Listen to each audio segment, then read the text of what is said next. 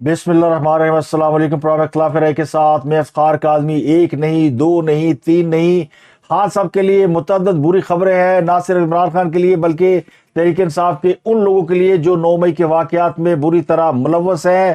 اب ان کے مقدمات فوجی عدالتوں میں چلانے پر کوئی پابندی نہیں رہی۔ فوجی عدالتوں میں سویلین کا ٹرائل جاری رکھنے کی سپریم کورٹ نے باقاعدہ اجازت دے دی ہے۔ اس سے پہلے 5 رکنی بینچ نے فوجی عدالتوں میں سویلین کا ٹرائل روکنے کا فیصلہ کیا تھا۔ اب اس فیصلے کو 6 رکنی بینچ نے معطل کر دیا ہے۔ ایک بڑی خبر ہے۔ اس کے علاوہ دوسری بڑی اور بری خبر ہے تحریک انصاف کے لیے کہ سائفر کیس میں عمران خان اور شاہ محمود قریشی پر باقاعدہ فرد جرم عائد کر دی گئی ہے اور اب ان کا باقاعدہ عدالتی ٹرائل شروع ہوگا۔ کیس جو ہے وہ ٹرائل کورٹ میں چلا گیا ہے۔ اس کے علاوہ غیر شرعی نکاح کیس میں بھی عمران خان کے لیے بری خبر ہے۔ عدالت نے بادی نظر میں اسے جرم قرار دیا ہے، یعنی عدت میں شدت کا جو نکاح والا معاملہ ہے اس میں میاں بیوی دونوں زنا کے مرتکب ہوئے ہیں۔ اور اس کے علاوہ نواز شریف نے آج پھر اپنے اس امر کا اظہار کیا ہے۔ وہ کہتے ہیں کہ میں انتقام تو نہیں چاہتا مگر حساب تو بنتا ہے، تو حساب تو بنتا ہے اور حساب نکلتا بھی ہے۔ اس پر بات کریں گے۔ العزیزیہ میلز ریفرنس میں نواز شریف کی بریت کا مختصر تحریری فیصلہ بھی سامنے آ گیا ہے۔ اور اس کے علاوہ ایک بڑی خبر ہے کہ الیکشن کمیشن نے ملک بھر میں تمام ڈپٹی کمشنر، کمشنرز اور اسسٹنٹ کمشنر جو ایڈیشنل کمشنر ہوتے ہیں ان سب کے تقرری اور تبادلوں پر پابندی عائد کر دی ہے۔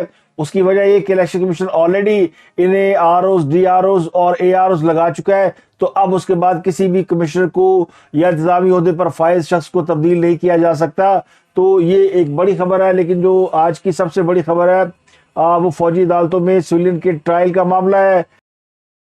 تو سب سے بڑی خبر، فوجی عدالتوں میں سویلین کا ٹرائل قانون قرار دینے سے متعلق سپریم کورٹ کا فیصلہ آج معطل کر دیا گیا ہے اور عدالت نے یہ کہا ہے کہ 9 مئی کے واقعات میں زیر حراست ملزمان کا فوجی عدالتوں میں ٹرائل جاری رہے گا۔ تو یہ عمران خان صاحب کے لیے ایک بڑی بری خبر ہے۔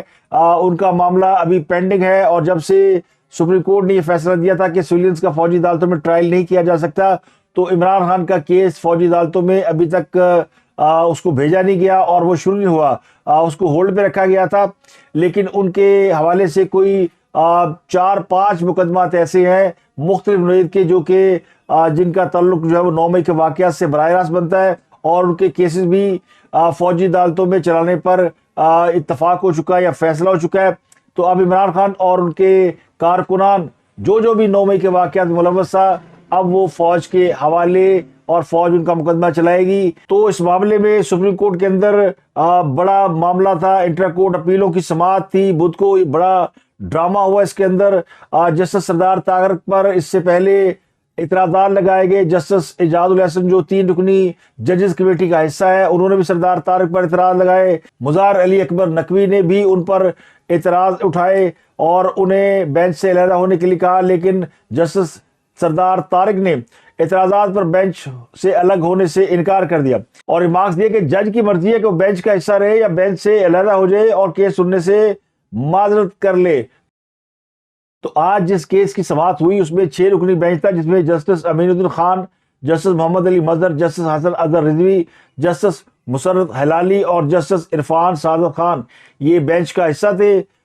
کیس کی سماعت شروع ہوئی تو وکیل لطیف کوسہ نے حکم امتناع کی مخالفت کرتے ہوئے کہا کہ جن ججوں نے خصوصی عدالتوں کا فیصلہ دیا وہ بھی اس عدالت کے جج ہیں، ان کا ٹرائل کالعدم قرار دینے والا تفصیلی فیصلہ آیا نہیں اور ٹرائل دوبارہ کیسے چلے گا۔ جسٹس سردار طارق نے اعتراضات پر بینچ سے الگ ہونے سے انکار کیا اور ریمارکس یہ کہ وکلا جسٹس جواد ایس خواجہ کا فیصلہ پڑھ لیں، جج کی مرضی ہے کہ وہ بینچ کا حصہ رہے یا بینچ سے الگ ہو جائے۔ اعتزاز احسن بھی اس کیس میں موجود تھے، انہوں نے موقف اختیار کیا کہ عدالت پہلے اعتراضات کو سنے۔ جسٹس طارق نے استفسار کیا کہ بینچ پر اعتراض کس نے کیا، جس پر لطیف کوسہ نے بتایا کہ جسٹس جواد ایس خواجہ نے درخواست دائر کر کی ہے۔ جسٹس طارق مسعود نے ریمارکس دی کہ کیس سننے سے انکار کا فیصلہ جج کی صوابدید پر ہے۔ جسٹس سردار طارق مسعود نے لطیف کوسہ سے کہا کہ کیا آپ کو نوٹس ہوا ہے؟ جب فریقین کو نوٹس ہوگا تو معاملے کو دیکھ لیں گے، اعتراض بھی دیکھ لیں گے۔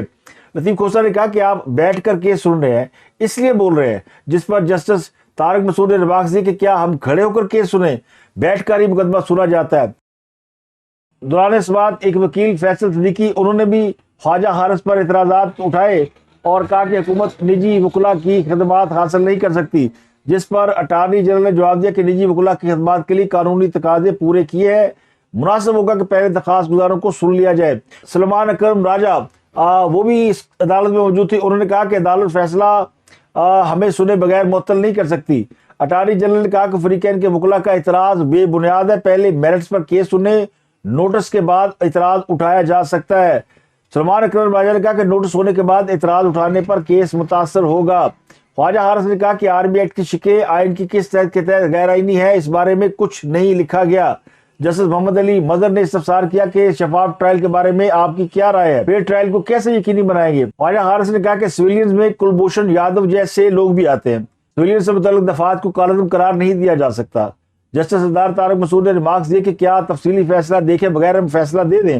طارق مسعود نے استفسار کیا کہ سیکشن 21D کالعدم ہونے کے بعد دہشت گردوں کا ٹرائل کہاں ہوگا، جنہوں نے کل 23 جوان شہید کیے، ان کا ٹرائل اب کس قانون کے تحت ہوگا۔ اٹارنی جنرل نے ملٹری کورٹ میں ٹرائل چلانے کی مشروط اجازت دینے کی استدعا کی، جس پر عدالت نے فیصلہ محفوظ کر لیا۔ بعد ازاں محفوظ فیصلہ سناتے ہوئے فوجی عدالتوں میں سویلین کے ٹرائل کا فیصلہ معطل کر دیا اور کیس کی مزید سماعت جنوری کے تیسرے ہفتے تک ملتوی کر دی۔ عدالت نے قرار دیا کہ 9 مئی کے واقعات میں زیر حراست ملزمان کا ٹرائل جاری رہے گا۔ خصوصی عدالتیں ٹرائل مکمل ہونے پر حتمی فیصلہ سپریم کورٹ کے حتمی فیصلے تک نہیں سنائے گی۔ تو فیصلہ 5-1 کی اکثریت سے جاری ہوا۔ جسٹس مسرت ہلالی نے اکثریتی فیصلے سے اختلاف کیا اور حکم امتناعی کی مخالفت کی۔ عدالت عظمیٰ کے 5 رکنی بینچ نے، جس کی سربراہی جسٹس اعجاز الحسن کر رہے تھے، انہوں نے سویلین کا ٹرائل فوجی عدالتوں میں کالعدم قرار دیا تھا، جس کے بعد وزارت دفاع سندھ، پنجاب اور بلوچستان حکومت کے بعد وزارت داخلہ نے بھی فوجی عدالتوں کے خلاف یہ فیصلہ چیلنج کیا تھا۔ تو یہ ایک بڑا اہم معاملہ ہے اور اس معاملے کے بعد اس بات میں کوئی شک کی گنجائش نہیں رہ جاتی کہ اب 9 مئی کے جو ملزمان ہیں ان کے ٹرائل فوجی عدالتوں میں ہوں گے، اور جن ملزمان کے آلریڈی ٹرائل چل رہے تھے روک دیے گئے عدالت عظمیٰ کے فیصلے کے بعد، اب وہ دوبارہ ٹرائل ہوں گے۔ اور اب عمران خان صاحب کا کیس جو کہ تیار ہے 9 مئی کے حوالے سے، وہ بھی ٹرائل کے لیے فوجی عدالتوں کو بھیجا جا سکتا ہے۔ فیصلہ جو ہے وہ سپریم کورٹ کے تحریری حکم نامہ اس کے بعد ہی سنایا جائے گا۔ عمران خان اور ان کے کارکنان جو کہ 9 مئی کے ملزمان ہیں، وہ اب فوجی عدالتوں کی ثوابدید پر جا رہے ہیں۔ تو یہ اس حوالے سے آج ایک بڑی ڈیولپمنٹ ہوئی ہے۔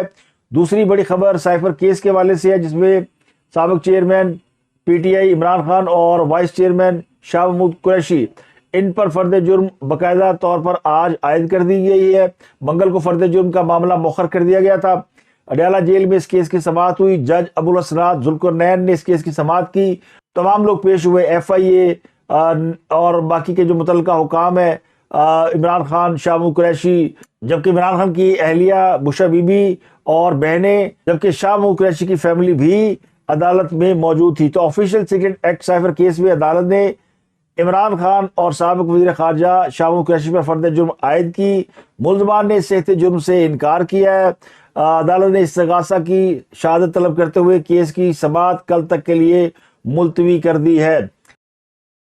تو سائفر کی گمشدگی کے کیس میں اب عمران خان صاحب پر باقاعدہ فرد جرم عائد کی ہے اور اب کل سے اس کا باقاعدہ ٹرائل شروع ہوگا۔ یہ وہ کیس ہے جس میں عمران خان صاحب کو 2 سال سے لے کر 14 سال تک کی سزا سنائی جا سکتی ہے، اور اس میں جو میکسیمم سزا ہے وہ سزائے موت بھی ہے۔ اور یہ وہ کیس ہے جس کے بارے میں عمران خان کی بہنیں خود کہتی ہے کہ عمران خان کو اس کیس میں پھانسی کی سزا دی جا سکتی ہے، ان کو سزائے موت دی جا سکتی ہے۔ تو یہ بڑا امپورٹنٹ کیس ہے۔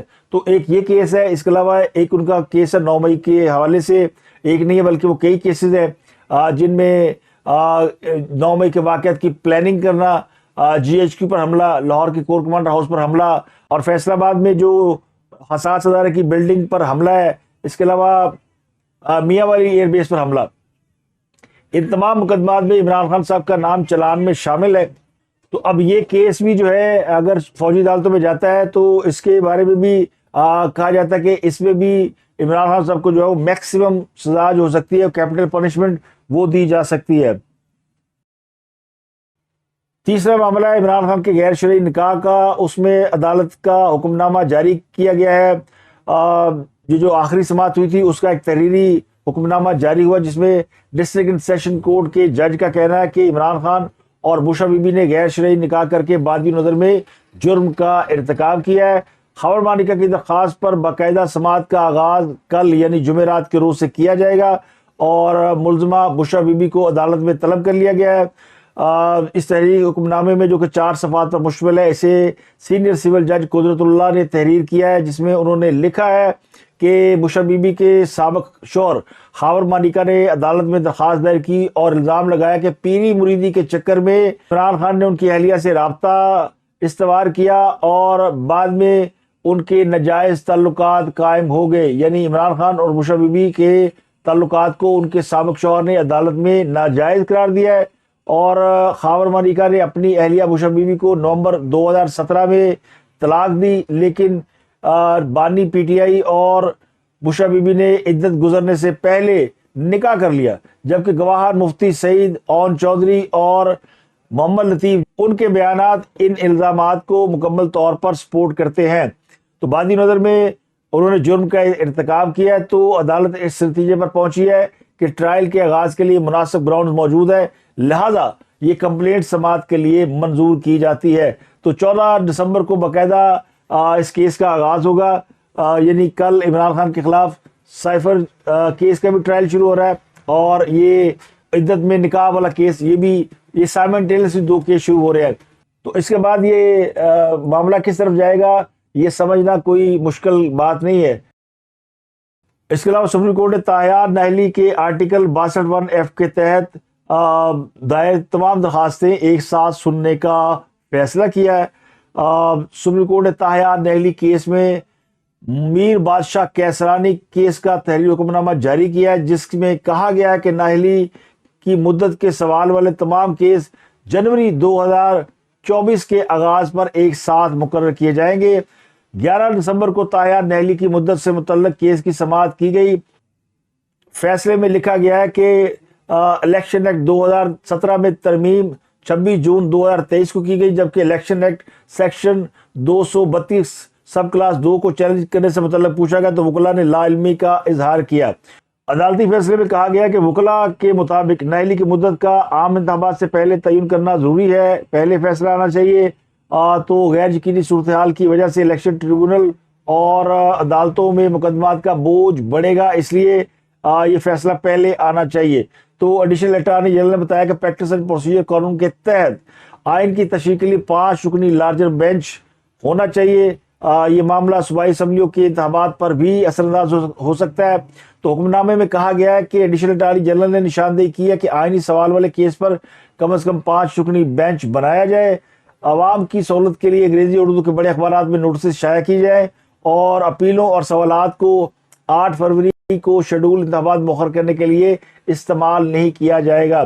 تو یہ وہ معاملہ ہے جو کہ نواز شریف کے حوالے سے بڑا امپورٹنٹ ہے۔ ویسے تو نواز شریف کے اوپر آئین اور قانون کے مطابق تو کوئی قدغن نہیں ہے کہ وہ الیکشن میں حصہ نہیں لے سکتے۔ ان کے 2 بڑے مقدمات ہیں جن میں انہیں سزا سنائی گئی تھی اور وہ دونوں مقدمات اسلام آباد ہائی کورٹ نے سزائیں ختم کر دی ہیں۔ تو اب ایک ان کا معاملہ ہے طاہیار ناہلی والا۔ ناہلی والے معاملے پہ جو پارلیمنٹ ہے وہ قانون سازی کر چکی ہے کہ ناہلی کی مدت کم از کم 5 سال ہوگی اور وہ مدت نواز شریف مکمل کر چکے ہیں، تو ٹیکنیکلی سپیکنگ وہ اگلے الیکشن میں حصہ لینے کے قابل ہیں، لیکن یہ معاملہ عدالتوں میں جا سکتا ہے۔ تو اس لیے بادی نظر میں یہ لگتا ہے کہ عدالت اس کا فیصلہ الیکشن سے پہلے کرنا چاہتی ہے تاکہ جو ناہلی والا کویشچن ہے وہ الیکشن کے دوران نہ اٹھایا جائے۔ تو یہ واحد آئینی رکاوٹ ہے نواز شریف کے الیکشن میں حصہ لینے کے لیے، ویسے تو کوئی رکاوٹ نہیں ہے، اور اگر یہ فیصلہ نہیں بھی آتا تو بھی نواز شریف جو ہے وہ الیکشن میں حصہ لے لیں گے، لیکن عدالت جو ہے وہ اس نے کہہ دیا کہ اس معاملے کا یعنی یہ کیس جو ہے یہ الیکشن کے اوپر اثر انداز نہیں ہوگا، تو فیصلہ پہلے آئے یا بعد میں آئے اس کا اثر یقینی طور پہ نواز شریف کی ابیلٹی ٹو پارٹیسپیٹ الیکشن اس کے اوپر ضرور پڑے گا۔ آج مسلم لیگ نون کے پارلیمانی بورڈ کا 8واں اجلاس تھا۔ نواز شریف نے آج بھی اس میں خطاب کیا اور انہوں نے بڑی امپورٹنٹ باتیں کی۔ انہوں نے کہا کہ جنرل باجوہ اور جنرل راحیل کے خلاف انہوں نے کوئی سازش نہیں کی تھی، وہ کہتے ہیں میں کسی انتقامی جذبے سے واپس نہیں آیا، لیکن حساب تو بنتا ہے۔ انہوں نے پارٹی کے لوگوں سے گفتگو کی ہے اور وہ گفتگو کرتے ہوئے نے کہا کہ میرے خلاف جو مقدمات تھے 3 مقدمات تھے، ان میں کوئی جان نہیں تھی. جب پاناما میں کچھ نہیں ملا تو اقامہ نکال لیا، اور پھر ایسا فیصلہ سنایا گیا جو دنیا میں مذاق بن گیا. تو جس طرح کے الفاظ ان فیصلوں میں استعمال کیے گئے، کیا ایسے ریمارکس آتے ہیں؟ تو نواز شریف نے کہا کہ میں نے کسی کے خلاف کوئی سازش نہیں کی تھی، میں نے کسی کا کیا بگاڑا تھا، میں ذاتی طور پر کسی کو معاف نہیں کر سکتا، میں ذاتی طور پر کسی کو معاف نہیں کر سکتا. یہ مجھے اور میرے خاندان کو سزا، دراصل 25 کروڑ عوام کو سزا ہے، اور وہ انتقام نہیں چاہتے، لیکن حساب تو بنتا ہے. تو ایک بار پھر نواز شریف نے حساب لینے کی بات کی ہے. تو مسلم لیگ نون کا نیا بیانیہ یہی ہے کہ حساب دو، اور کس سے نکالا، کیوں نکالا والی بات جو ہے وہ اب تو پرانی ہو گئی، اور اس بیانیے سے مسلم لیگ نون تھوڑا سا ڈائیورٹ ہو گئی ہے. اب ان کا معاملہ یہ کہ وہ کسی کا نام لیے بغیر وہ چاہتے یہ کہ جو کچھ بھی ہوا ہے پچھلے چند سالوں میں، جن میں منتخب حکومتوں کو گھر بھیجا گیا، وزیر اعظم کو نکالا گیا، اس کا حساب دیا جائے. تو نواز شریف نہیں ٹلنے والے، وہ حساب مانگ رہے ہیں. وہ کن ادھر پھڑو، لیکن نواز شریف جو ہے وہ اس معاملے میں لگتا ہے کہ بڑے ڈٹرمن ہے. اب اس کا ان کی پارٹی پہ کوئی اثر ہو سکتا ہے یا ان کے معاملات میں کوئی اثر ہو سکتا ہے، تو اس کا فی الحال جواب بھی نہ میں آتا ہے. لاہور پولیس نے 9 مئی کے 18 اشتہاریوں کے نام جاری کر دیے ہے، اور کہا جی کہ ان کے شناختی کارڈ بلاک کیے جائیں گے.